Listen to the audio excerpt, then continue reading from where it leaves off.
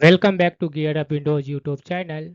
In this video, we will guide you on how to set any web browser as default PDF viewer on Windows 10 PC.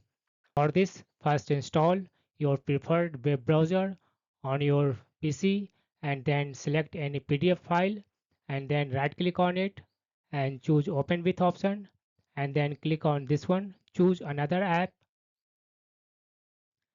In the pop-up window, select your preferred browser. Suppose Google Chrome is your default browser. Then select it and then click on this one option. Always use this app to open .pdf files and then click on this one OK button.